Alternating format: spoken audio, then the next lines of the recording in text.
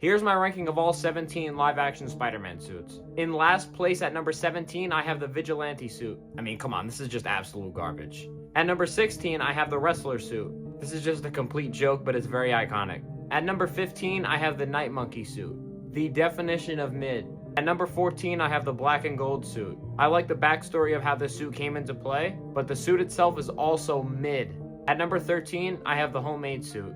This is by far the best homemade suit out of the 3 live-action Spider-Man. I know all their suits are homemade, but you know what I mean. At number 12, I have the integrated suit. Yeah, I'm not gonna lie, I don't know what it is about this, but I'm just not a big fan of it. At number 11, I have the Iron Spider suit. I feel like it's considered a hot take nowadays to like this suit, and in all honesty, I kinda do like it, but it's not going anywhere else besides number 11. And kicking off the top 10, I have the TASM 1 suit. This is without a doubt the most controversial live-action Spider-Man suit, and I assume it has to do with the fact that it has yellow eyes, but really it doesn't bother me that much. It's not what we're used to, but I respect it for being fresh and original. At number 9, I have the Homecoming suit. Spider-Man Homecoming as a whole has become overhated recently, and I really don't understand why. And I also really rock with this design. At number 8, I have the Civil War suit. This is basically just a cleaner version of the Homecoming costume. At number 7, I have the Far From Home suit. Just like the TASM 1 design, this is fresh and original, and it's much different from what we're used to seeing. But come on, this knocks the TASM 1 costume out of the park. At number 6, I have the Raimi suit 1.0. I call it the 1.0 because the Raimi suit that we see in Spider-Man 1 versus the one that we see in Spider-Man 2 is a little bit different.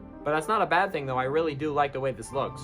Just not as much as the one we got in Spider-Man 2. Now, kicking off the top 5, I have the Symbiote suit from Spider-Man 3. This suit is absolutely incredible, and that's why I put it in the top 5, but it does get very overrated at times. Like, to be fair, it literally is just a black version of the suit that we get in Spider-Man 2 and 3. But hey, I have no idea why Sam Raimi scrapped the comic-accurate symbiote that we almost got in Spider-Man 3, which looked way better than this one. At number 4, I have the Final Swing suit. When I first laid my eyes on this in the end of Spider-Man No Way Home, I absolutely lost my mind. Because this was a step towards the Spider-Man that we always wanted to see in Tom Holland. Just straight peak. Now, kicking off the top 3, I have the Raimi 2.0. Just such an iconic look for Spider-Man and a much more polished version of the suit that we got in Spider-Man 1. And at number 2, I have the TASM 2 suit. Now, there's no debate about it. This is a 10 out of 10 suit, and this was the greatest Spider-Man costume of all time up until Spider-Man Brand New Day. So at number 1, I have the Spider-Man Brand New Day suit. It's a close call between this and the TASM 2 design, but for me, this one gets the slight edge. Plus, there were a ton of worries that this was going to be a worse version of the Final Swing design, but it ended up being much better. I really hope that Spider-Man keeps this suit design for many movies to come. I don't want to see another Spider-Man suit until Spider-Man 6, I don't care. Unless we're getting that symbiote though.